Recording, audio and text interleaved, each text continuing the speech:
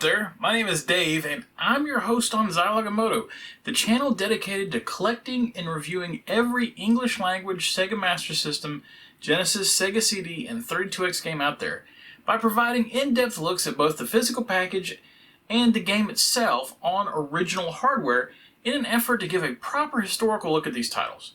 I do one of these reviews once a week, so if this is something that sounds interesting to you, I recommend you think about subscribing so you'll know when the next episode arrives. Because, I'm going to be honest, I don't always have these available on Monday mornings like I would like to. As much as I like playing these games and doing these reviews, sometimes life does get in the way. And sometimes I just want to play Saints Row instead. For this week's game, we are back on the Master System platform with one of the many games that the US did not have the privilege of seeing back in the day. Unless you're referring to the Game Gear version of this title, that is, which was released well within the Game Gear's lifespan. And that game is Tom and Jerry the Movie. The Master System version of Tom and Jerry was released in Europe in October of 1992 to coincide with the film's worldwide release. However, the Game Gear version I mentioned, it didn't appear until July of 1993. The reason for this is because even though the movie was released in Europe in 1992, it was held up in the United States until the next summer movie season to especially take advantage of kids being out of school, and of course it wouldn't make sense to have the game released before the movie was out. I picked out Tom and Jerry the Movie to review this week due to the release of the new Tom and Jerry movie, and I thought it just fit. Although the films technically have nothing to do with one another, other than having similar titles and of course starring the titular animated cat and mouse.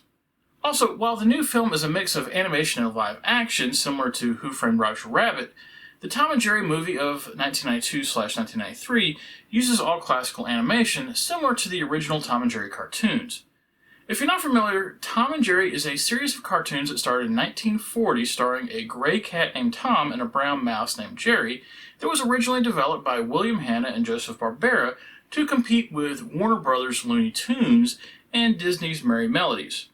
Hanna-Barbera was sold to Ted Turner in 1991, which is actually where Tom and Jerry the Movie comes from, as it was produced by Turner Entertainment after the purchase in an effort to take advantage of the IP they now owned. Tom and Jerry, while never being quite as popular as the aforementioned Looney Tunes and Merry Melodies, still managed to do extremely well, potentially with the Turner purchase keeping the characters going due to airing many times over the years on various Turner-related channels like Cartoon Network and Boomerang. Also, there's a saying that you know you've really made it when someone puts out a parody of you, and Itchy and Scratchy from The Simpsons comes directly from Tom and Jerry. Along with several other made-for-TV movies and related cartoons, Tom and Jerry have appeared in many video games over the years besides the game we're looking at today, including a game from High-Tech Expressions that originally came out for the NES in late 1991 before being ported to the Game Boy and Super Nintendo around the same time as Tom and Jerry the Movie, but to be clear, those titles have nothing to do with one another, as in the Nintendo titles you play as Jerry, whereas in the Sega titles you play as Tom. Okay, enough intro, let's take a look at Tom and Jerry, the movie? No, I didn't read the teleprompter wrong, that's a legit question. But first, a look at the package. Okay, it's PAL Master System time again. This is my copy of Tom and Jerry the Movie, and like a lot of European Master System titles I've imported, it's thankfully in very nice shape on the outside. The outer cover is fully intact, and there's no scratching or other marring.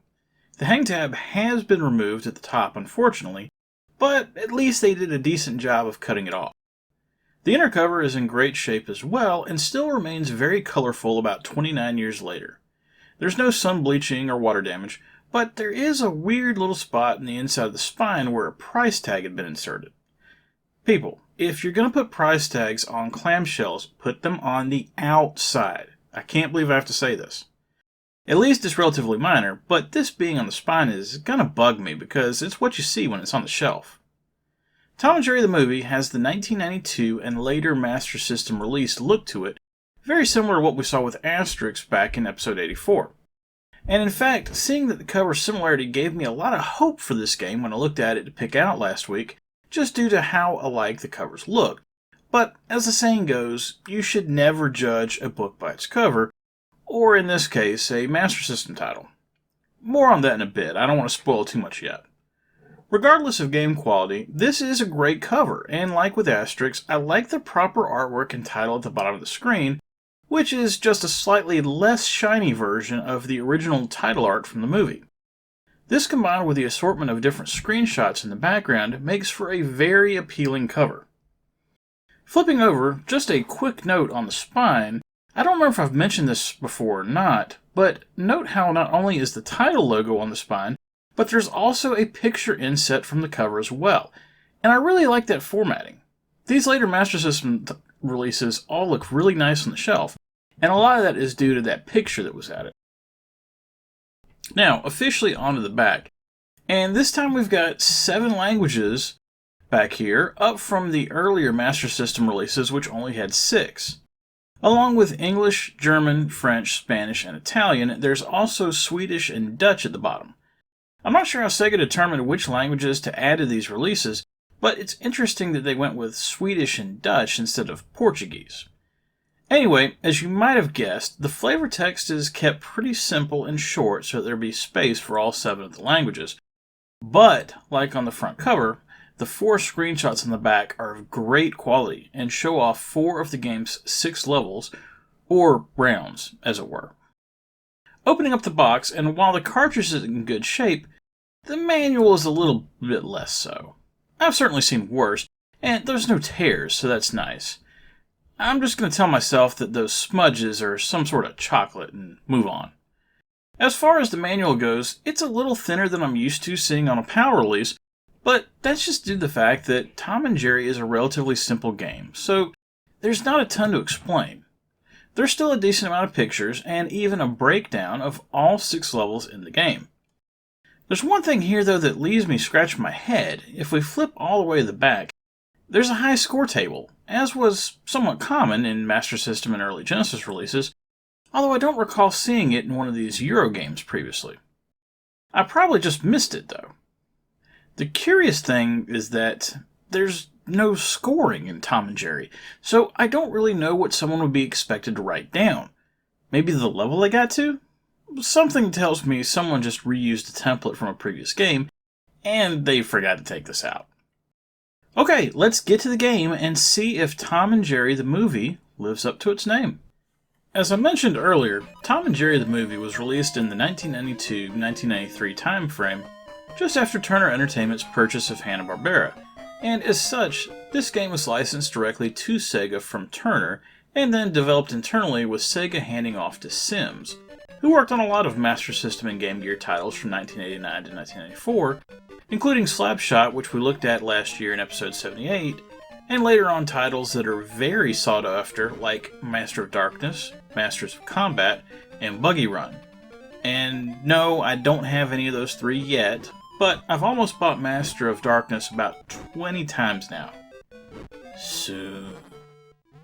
Anyway, before playing the game, I thought it would be a good idea to watch the movie, as that's part of how I rate games based on licensed properties, as I think it's important to keep in mind whether a game is actually accurately reflecting the movie, or a comic book, or whatever it's based on, or whether it's just trying to sell a totally unrelated game based on the name alone.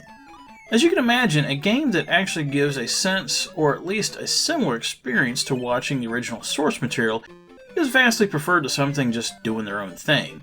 And in fact, it's actually a bit dirty for a developer to sell a product named for something, and then once you actually play it, you find it's something totally different. More or less a bait and switch issue. Well, I watched the movie, and it's an odd experience. Anyone who's watched the original cartoons knows that a standard Tom and Jerry short basically consists of 2 things. Tom chasing Jerry all over the place, and the duo getting into all sorts of, sometimes violent, trouble. And Tom and Jerry almost never speak. The movie chooses to change things up a bit, and while it starts out with an opening sequence very reminiscent of the shorts, after about 10 minutes in, we find out that Tom and Jerry can apparently talk, which they proceed to do the rest of the movie. This feels extremely weird, and ever since this film, Tom and Jerry have gone back to being primarily silent characters, for good reason. Also, you can tell the creators of the movie were looking hard at what Disney and Don Bluth were producing at the time, as the characters break into song about every 5 to 10 minutes, in more or less the total opposite of Tom chasing Jerry around with an axe, or Jerry blowing up Tom with some sort of explosive. However, this isn't a review of the movie, this is a review of the game based on the movie, or at least supposedly based on the movie. I say this because after I watched the movie later that day, I started to play the game and quickly became very confused. The game consists of 6 stages, first starting out in the kitchen of your home, then going outdoors into what's labeled the garden, then downtown with nods to Sega and Sonic on the buildings, into a forest level, and then finishing up with a mountain level, complete with ice, and finally a level in a child's nursery. That all sounds pretty standard for a platformer, right? A decent amount of variety so it doesn't feel like you're just doing the same thing over and over and over. Well, there's just one problem. Other than the title screen, there is absolutely nothing that relates to the movie. I mean, sure, both things star Tom and Jerry, but so do many other games, shorts, and straight-to-video releases. Other than Tom and Jerry, none of those levels contain any other characters from the movie, adhere to any plot points from the movie, or even closely resemble any of the locations from the movie. I'm actually really surprised Turner Entertainment allowed them to release this game as is, because usually these movie-based games at least share something in common with the original movie, even if it's small. To quickly give you an idea of what I'm talking about, the movie starts out with Tom's owners moving out of the house, and Tom accidentally getting left behind due to mixing it up with Jerry. The next day, the house is demolished, leaving Tom and Jerry no choice but to head into the city to look for food. They eventually meet some other strays and find out they can talk, become best friends through song, and meet an orphan named Robin, who's not really an orphan, but you don't know this yet. Tom and Jerry convince Robin to go back to her evil guardian, Miss Fig, and then once they learn how evil she is, they all run away together, eventually culminating in a race to recapture Robin before her dad miraculously shows up and saves the day. Now, while the movie is clearly geared at children, that's still a decent amount of material to work with, and I left out a few characters and scenes that could have been utilized as well. Hell, one of the scenes takes place at a somewhat dilapidated amusement park, and that could have been a great background for a level. But no. Instead, we're left with just an incredibly generic plot of Tom trying to catch Jerry, Tom catching Jerry, and then Jerry getting away, rinse and repeat 5 more times. If you really stretch things, you could kind of say that some of the levels relate to parts of the movie, but what I think more than likely occurred was that Sims was shown some early storyboards of the movie, and then they decided to just do their own thing. Okay, well, I've gone on more than long enough about how poor a job was done capturing the movie in the game. Let's move on to the game itself. Tom and Jerry the movie is a single-player platformer where you are in control of Tom and your only purpose is to catch Jerry as Jerry runs from one end of the level to another. In fact, and probably what is the most unique thing about the game, and the thing that I think is the most clever that it does, the level ends when you catch Jerry, not necessarily when you get to the end of the level. In fact, there are certain levels, like level 5, where you have to catch Jerry before he gets to the end, or else the level becomes unwinnable, and you have to die and try again. But this concept of not just going from point A to point B is very interesting in a platformer, and makes each playthrough of the game different. However, things aren't all rosy in the gameplay department. The first and most obvious problem is the control. You would think this wouldn't be a difficult thing to figure out, especially with the game coming out in late 1992, with all of the good controlling platformers that came before it. But no, they managed to screw it up pretty good. Being a Master System game, it controls with 2 buttons, one used for having Tom run, and then one used for having Tom jump, which usually involves him climbing up onto platforms floating in the air. Sounds like Super Mario Bros., right? Well, it's not. When pressing the run button, you don't press it along with left or right, you simply press and hold it to run in the direction you're facing. It's not too bad once you get used to it, but it's still a bit awkward, especially when you let off the button and Tom stops on a dime, even if you're pressing in a direction. So then you have to let off the D-pad and then press it again to start walking. I'm just left wondering why they did it this way, as I don't think I've ever played another platformer that controlled like this. Also, one other control gripe, or at least idiosyncrasy, involves Tom and his jumping up to grab and climb on platforms. Depending on the platform, if you aren't standing in just the right place, you'll never be able to grab and climb, eventually allowing Jerry to run off and you lose a life. What I found was that if you hold down on the D-pad, Tom will tiptoe in the direction he's facing, allowing him to line up on some of these jumps just right. Again, once you're used to it and know what to do, it's okay, but can you imagine such a thing in Super Mario Bros. Or Sonic? No, of course not. When looking at the cover of the game originally, I was very impressed with the game's artwork, and even comparing it to Asterix like I mentioned earlier, because of how good these still shots look. And I would say probably the strongest thing about the game is its artwork. Which is good considering it's based on a cartoon, but there's been plenty of games based on cartoons that haven't looked good. The game is very colorful, and in fact my son stopped in briefly when I was playing it, and at first he didn't realize it was a Master System game, and just assumed it was a Genesis release. The animation for both Tom and Jerry is very good, with lots of frames of detail. Also, as I played through the game, I didn't notice any slowdown or flickering, but then again, there's not usually a ton of activity on the screen besides the main characters, and a few enemies here and there. And as I mentioned before, each of the 6 levels is a unique location, and they look the part with no reused assets, or levels seeming like they're just warmed over versions of previous levels. And they all have unique enemies and hazards to deal with. The music in Tom and Jerry is very enjoyable as well. Each of the 6 levels has their own soundtrack, and all 6 are well composed and sound very different from one another. So there's no dangers here of getting annoyed with repetitive tunes. There's also only so much you can do on the Master System music-wise, with or without the FM add-on, but for what it is, the music could be far, far worse. The sound effects aren't quite as impressive, but they aren't bad, and they do what they're supposed to do. Bombs explode, light bulbs whistle as they fall from the sky, and Tom has a nice spring in his step when it's time to jump from platform to platform. Tom and Jerry is a tough game to rate. On one hand, I really do think it's an impressive effort, both from a visual perspective and sound-wise. But then come the issues with the game. First, the length. Once you've really learned how to play the game and what the best ways are through each of the levels, the game flies by. My final run through the game that I recorded for the video only took about 17 minutes, and that was without trying to speedrun it. Then, the control, while it's serviceable, like I said, you can get used to it, it's bad.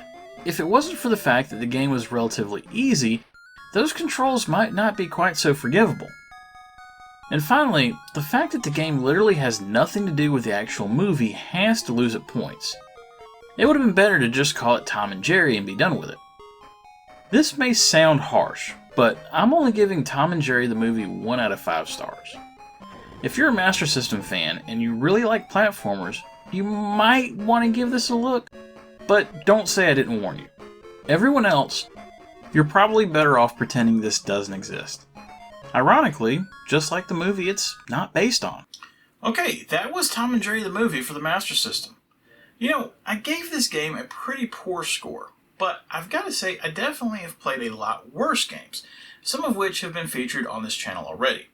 And seriously, the new Tom and Jerry movie looks interesting, but you're better off not even acknowledging this one exists. The only thing mildly interesting about it was Rip Taylor's performance as Captain Kitty. And hearing Tom and Jerry talk just wasn't right. I'm not sure what they were thinking. Next week on Zilog and Moto, it's time for another sequel. And it's for another sports title. PGA Tour Golf 2 is unsurprisingly the second release in the PGA Tour Golf series for the Genesis, and it boasts, well, more of everything in relation to the first game in the series that I looked at way back in episode 6. I always enjoyed the PGA Tour series, not only in its original incarnation, but also as it morphed into the Tiger Woods series on more recent consoles.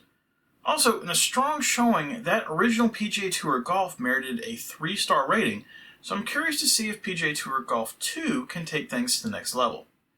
Please remember to subscribe if you like this video, and remember, whatever you like to play, have fun, and be excellent to each other. Later.